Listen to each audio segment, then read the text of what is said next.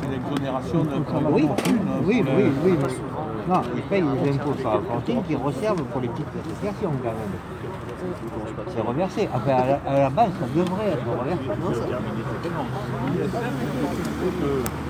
Les gens qui ont des capitaux ne payent pas d'impôts, comme dans les autres pays, ils investissent dans les entreprises. Ça représente 5 milliards à peu près. À peu près. Et ils créent des emplois. Et ça crée des emplois. Ça, je pense qu'il faut être... Moi, je vous donne mon avis, je n'ai pas de conseiller. Il faut être prudent là-dessus. À partir du moment où il y a une évaluation et où les gens qui ne réinvestissent pas l'argent, à ce moment-là, on paye l'USF, peut-être qu'il faut voir. Ouais. Et ça, il y a ça aussi, et pour ce qui est de la fraude fiscale, ils en font quoi? Parce que j'ai appris là, il y a 6 mois de ça, qu'ils ont fait un cadeau au patron qui payait à l'époque 30% de la fraude. Ça a été baissé à 30%. Ça veut dire qu'en fait, on peut frauder, on se retrouve une évasion fiscale. L'histoire des 30%,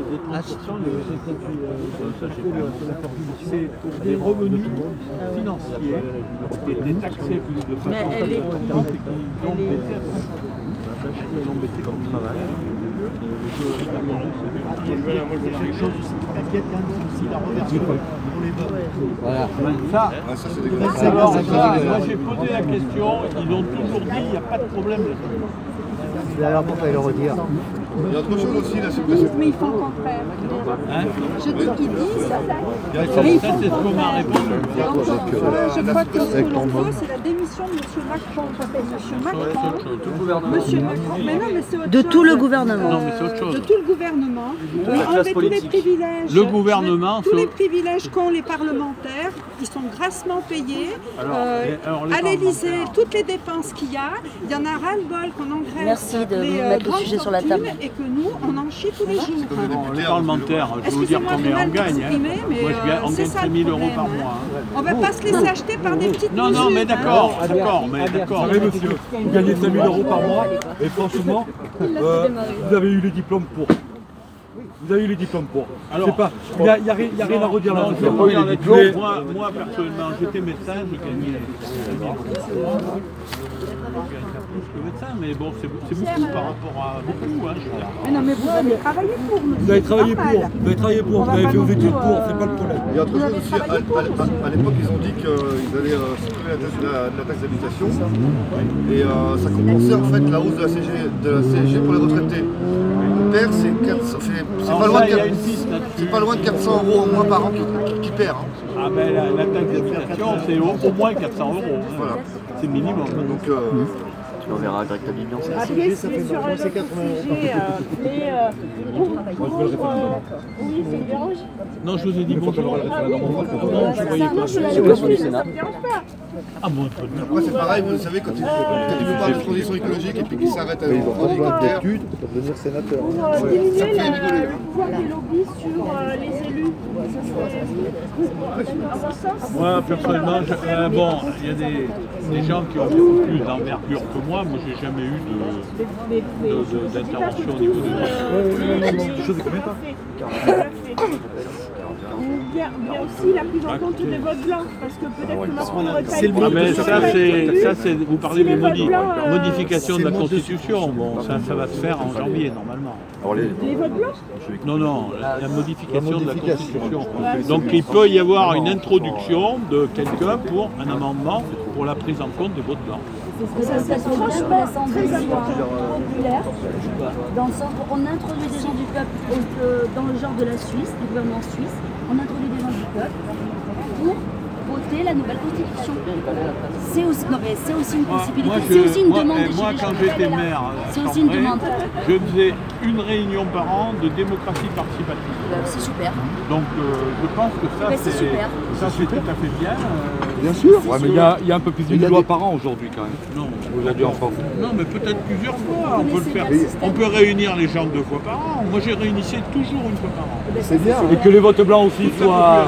Que les votes blancs soient comptabilisés aussi, ça serait pas mal. Non, mais je dis pas que j'étais meilleur que les autres. Je dis que la démocratie participative, c'est effectivement très important. Parce que dans la commune, même dans une commune, on écoute les gens et finalement on dit « Ah mais merde, on avait prévu de faire ça, on l'a pas fait ». Oui, mais à l'heure actuelle, on les écoute pas. Mais on n'a pas. Écoutez, On vote des lois à l'Assemblée nationale. C'est pour ça que ce serait Je vais vous dire, intéressant. non mais attendez, depuis 6 mois, parce que moi je le sens, depuis 6 mois, d'ailleurs dans mon groupe on me disait, mais depuis 6 mois, j'ai écrit plusieurs fois, je peux vous en donner.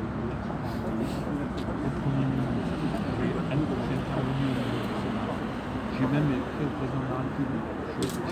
J'ai écrit à Le Cornu qui est venu en Corrèze, avec qui j'ai pas pu parler parce qu'il avait trop été bousculé. Et je voulais lui parler de ça. Je voulais lui dire, en rural, il va y avoir des problèmes avec l'augmentation du gasoil. Pour les entreprises, pour les gens qui ont des petites retraites, des petits salaires, il va y avoir un gros problème à ce niveau-là. N'augmentez pas la taxe. Donc ça, effectivement, il écoute. D'autant plus que J'ai vu Gérard... Ils vous ont pas écouté vous, ils vont nous écouter nous. Non, mais attendez. Gérard Philippe, il Oui. n'aime rien. Ah, mais j'attends.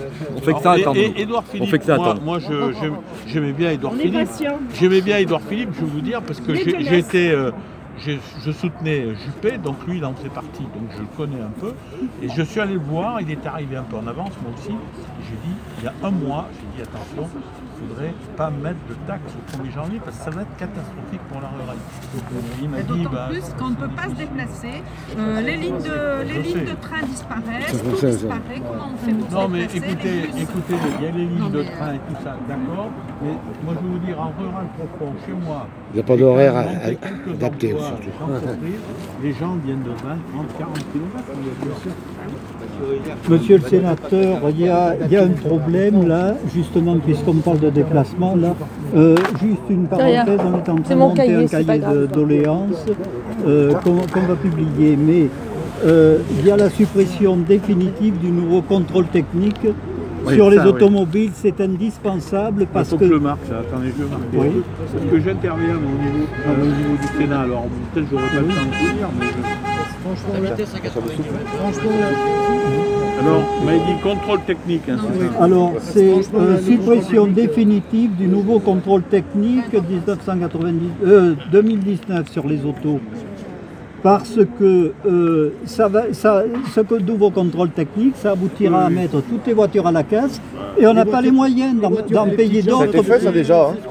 Pour aller travailler. Je leur ai dit, les gens ne peuvent pas acheter de chaudière, même si vous donnez une subvention, ils ne peuvent pas acheter de voiture, même si vous donnez une Et alors, subvention. vous dites, c'est ce que je leur ai dit. Est-ce que Oui, vous mais vous c'est ça. sentez écouté quand vous dites des choses Je ne comme suis pas ça? sorti. Le nouveau, il a lieu au 1er janvier. C'est sur la pollution. Le revenir à tous les points qu'ils ont là. Oui, mais c'est ça. 2018, juillet 2018. Monsieur, C'est complètement changé. monsieur, moi j'aurais une question à vous poser. On parlerait de l'Assemblée citoyenne. Parce que bon, je ne suis pas trop en politique, mais quel pouvoir vous avez réellement, vous, par rapport au gouvernement? On n'a aucun pouvoir. Non, mais attendez, on n'a aucun pouvoir, sauf que normalement, on peut faire remonter ce qu'on en ressent des territoires, quand même. D'accord, oui. Au niveau du Sénat, il y a un pouvoir. On a voté, par exemple, on avait voté l'exonération de ne pas mettre des taxes en janvier. On l'avait voté. Mais c'est pas nous qui avons le dernier mot, c'est l'Assemblée nationale. C'est ça qui n'est pas bien, justement. En tout cas, merci, Merci merci d'être là déjà. Alors, on peut dire ça. Eh oui. Vous êtes déjà payé par nous, avec notre argent, pour rien du tout. Attendez. Et le Conseil économique et social, qui n'est pas élu et qui est nommé, sur 250. Alors, combien d'argent qui passe? On demande de la Le suppression. Sénat, dans tous les pays, il y a deux chambres. On demande de la suppression. Parce que le Sénat, dans la loi, modifie la loi et il y a un peu qui est repris souvent par l'Assemblée. Ils font ce qu'ils veulent après, à l'Assemblée. Ce qu'ils veulent. Donc l'Assemblée citoyenne, ça serait bien si vous pouviez le faire remonter cette histoire d'Assemblée citoyenne. Vu qu'en plus vous avez l'expérience dans votre commune. Si vous pouviez le faire remonter, ça serait intéressant. Vous avez cette expérience. À partir du moment où on vote une loi, qu'on la vote pas en dépit du bon sens. On tienne compte du peuple. Voilà ce qu'il faut. Dans les autres demandes urgentes, il y a quand même le maintien du système de retraite et de sécurité sociale. Ce sont des acquis sociaux. Indexé, vous voulez dire. Indexé sur l'inflation. Non, mais là, je parle du système de retraite et le maintien. Mais par répartition, ils veulent le maintenir a priori. Parce que, oui, non, mais le gros problème, c'est que depuis 40 ans, la France et l'Europe ne cessent de faire baisser les revenus et d'augmenter les inégalités.